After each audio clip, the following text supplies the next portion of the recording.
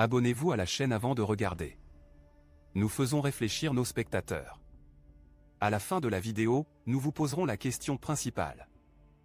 Lors d'une récente conversation téléphonique entre la ministre française des Affaires étrangères Catherine Colonna et son homologue chinois Wang Yi, il a été souligné que la Chine a un rôle important à jouer pour convaincre la Russie de mettre fin à son invasion de l'Ukraine. De plus, la discussion a abordé la nécessité de faire face aux conséquences de l'agression russe, en particulier sur la sécurité alimentaire mondiale. Aujourd'hui, nous analyserons ces points clés et discuterons des possibles conséquences négatives de la situation. Nous encourageons notre public à partager ses opinions sur cette question urgente dans la section des commentaires ci-dessous. N'oubliez pas non plus de vous abonner à notre chaîne YouTube et de partager cette vidéo sur les réseaux sociaux pour sensibiliser. Le rôle crucial de la Chine dans la fin de l'invasion, la communauté internationale a exhorté la Chine à se distancer de la Russie, à la fois sur le plan économique et diplomatique, en pleine guerre en Ukraine. Cependant, les échanges commerciaux entre la Chine et la Russie se poursuivent malgré l'intensification des attaques de missiles visant les infrastructures civiles en Ukraine.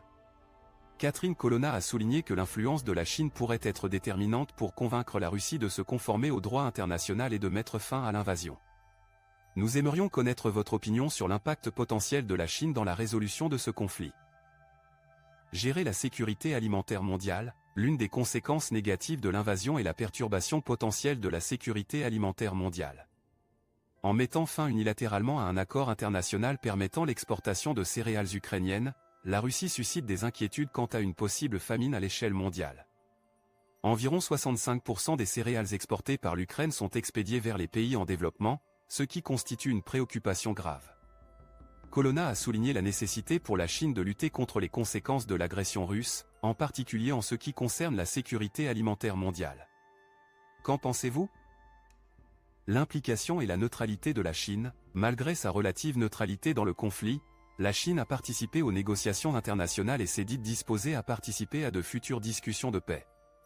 Toutefois, elle maintient encore une coopération économique avec la Russie et s'abstient de soutenir des sanctions économiques internationales contre le régime russe. Cet équilibre délicat permet à la Chine de jouer un rôle potentiel de médiateur tout en préservant ses propres intérêts économiques.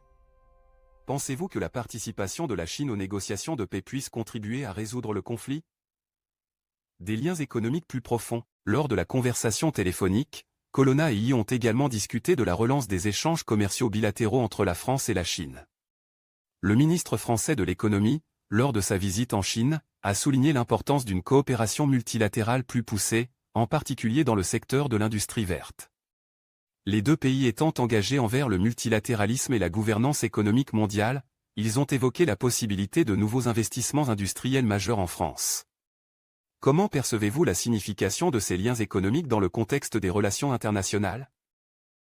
En conclusion, la Chine doit adopter une position proactive pour convaincre la Russie de mettre fin à son invasion de l'Ukraine, car elle exerce une influence significative sur la Russie sur le plan économique et diplomatique.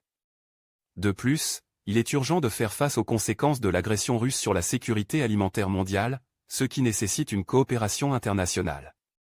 Les échanges diplomatiques en cours et les liens économiques entre la Chine et la France offrent une opportunité de renforcer les relations bilatérales et d'avoir un impact positif sur les affaires mondiales. Nous vous invitons à partager vos opinions sur ces questions vitales dans les commentaires ci-dessous. N'oubliez pas de vous abonner à notre chaîne YouTube et de partager cette vidéo pour sensibiliser à la situation en Ukraine et à la nécessité d'une collaboration internationale.